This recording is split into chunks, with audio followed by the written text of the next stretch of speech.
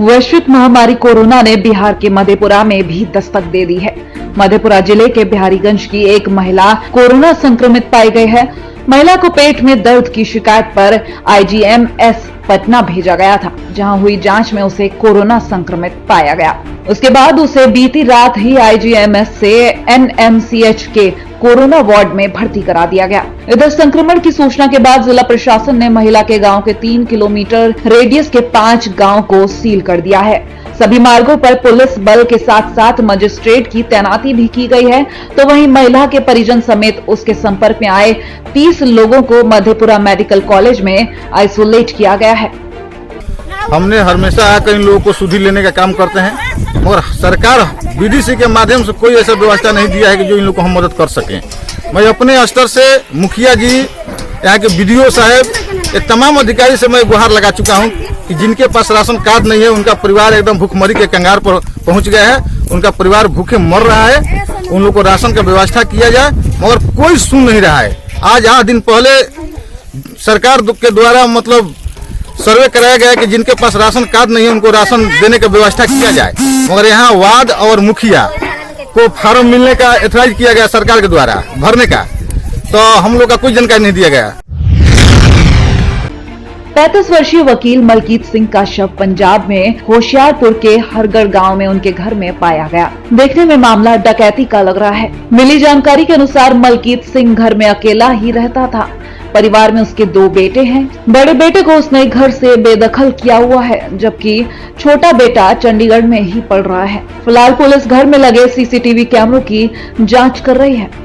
देखो हजे तक जो मौका देखने को सानू पता लगा, ये नाम मलकीत सिंह सन ऑफ संसार सिंह, हरगढ़ पिंड है। इन्हों का 65 साल एज है और ये एडवोकेट ने, कल्ले रहंदे सीगे। इन्हों का एक बेटा चंडीगढ़ पढ़दा और एक बेटा हले बाहर है किते।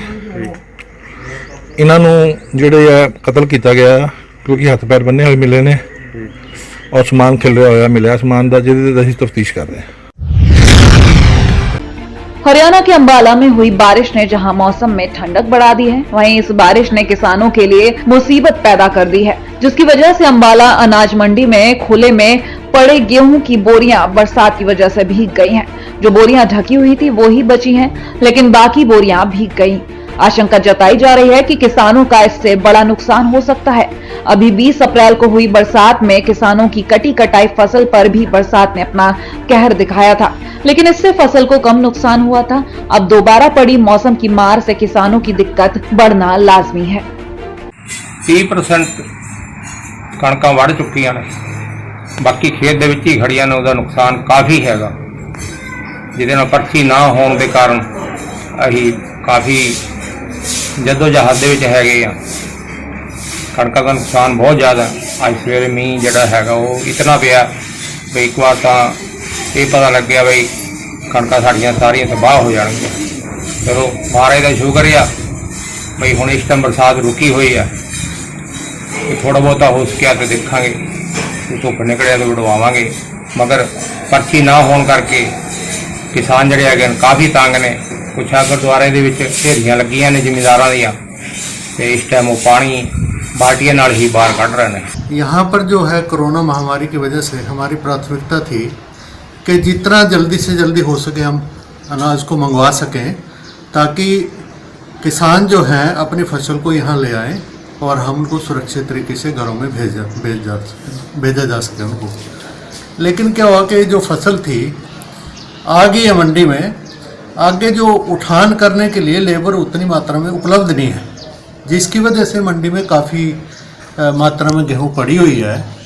तो आढ़तियों के जिनके पास ऑलमोस्ट सभी के पास अवेलेबल हैं तरपालें, तो लेकिन ये मात्रा जो थी इसकी गेहूं की ज़्यादा थी, इसलिए उसको फुल्ली कवर नहीं कर पाए। बिहार में नवादा जिला के गोविंदपुर प्रखंड की महिलाओं ने नए राशन कार्ड बनाने का फॉर्म जीविका कार्यालय से उपलब्ध नहीं कराए जाने पर जीविका सीएम के साथ जीविका कार्यालय के समक्ष सोशल डिस्टेंस बनाकर धरना प्रदर्शन किया। साथ ही इन लोगों ने अपनी अपनी मांगे भी रखी और नए राशन कार्ड बनाने को लेकर हंगामा भी किया, लेकिन जीविका कार्यालय के सभी कर्मियों द्वारा दरवाजा बंद कर लेने के कारण सभी महिलाएं बाहर बैठकर धरना प्रदर्शन करने लगी। वहीं जीविका की सीएम रीना कुमारी ने बताया कि नए राशन कार्ड बनाने के लिए कार्यालय से फॉर्म नहीं दिया जा रहा है। मांगने पर भी बीपीएम ने कहा कि बीडीओ के पास जाओ और बीडीओ बीपीएम के पास भेजने का काम कर रहे हैं। ऐसे में दोनों पदाधिकारी के द्वारा एक दूसरे पर टाल मटोल करने के कारण सभी महिलाएं फॉर्म को लेकर धरना प्रदर्शन करने लगी। गौतम बुद्ध नगर में फिलहाल दुकानों को नहीं खोला जाएगा। शहरों से लगे गांव के मार्केट को भी बंद रखा जाएगा। ऐसे में नोएडा और ग्रेटर नोएडा अति संवेदनशील इलाकों में आते हैं, तो इसको देखते हुए फिलहाल केंद्र सरकार की नई एडवाइजरी के बाद गौतम बुद्ध नगर के जिलाधिकारी ने दुकानों को न खोलने का फैसला लिया है। माननीय गृह मंत्रालय और शासन के निर्देशानुसार ही स्थानीय परिस्थिति के अनुसार जो भी आवश्यकता अनुसार निर्णय लेने के लिए निर्देश था, उसी के अनुसार कोई भी नई औद्योगिक प्रतिष्ठान अथवा कमर्शियल एस्टेब्लिशमेंट को अनुमति नहीं दी गई है।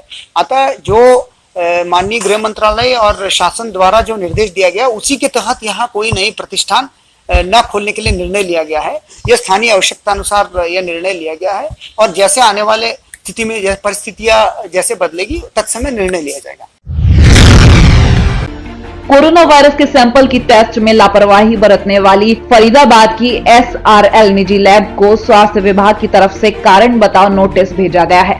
इस लैब में 2 लोगों को कोरोना वायरस का टेस्ट पॉजिटिव बताया था, जबकि कोविड-19 अस्पताल के टेस्ट में दोनों ही नेगेटिव निकले, जिसके बाद फरीदाबाद स्वास्थ्य विभाग ने इस लैब को कारण बताओ नोटिस जारी कर जवाब मांगा है। बता दें कि जिन 2 लोगों की जांच की गई थी, उनमें से एक ग्रीनफील्ड कॉलोनी में रहने वाले 72 साल के बुजुर्ग हैं, जो पिछले साल से डायलिसिस पर हैं। वहीं दूसरे सेक्टर 19 निवासी 67 साल के बुजुर्ग हैं।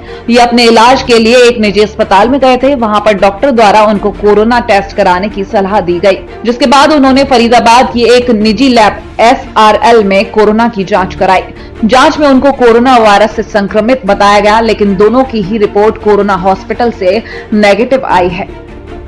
मैं बताना चाहता हूं कि एशियन हॉस्पिटल में वायप्सी कराने के लिए डॉक्टर के कहने पर कोरोना टेस्ट कराने की सलाह पर SRL से कोरोना टेस्ट कराया था, जो कि पॉजिटिव आया था। हमने उसी समय सरकारी हेल्पलाइन नंबर पर फोन किया। वे लोग तुरंत आए। वे मुझे ESI हॉस्पिटल ले गए। वे घर के बाकी लोगों को क्वारंटाइन कर दिया। वे बीके में उनकी सबकी जांच कराई, जिसमें सभी सदस्यों का टेस्ट नेगेटिव में आया। हॉस्पिटल पहुंचने पर मैंने डॉक्टर से कहा कि मेरे अंदर किसी प्रकार का कोई लक्षण नहीं है। इस पर डॉक्टर बोले कई बार लक्षण नहीं आते हैं।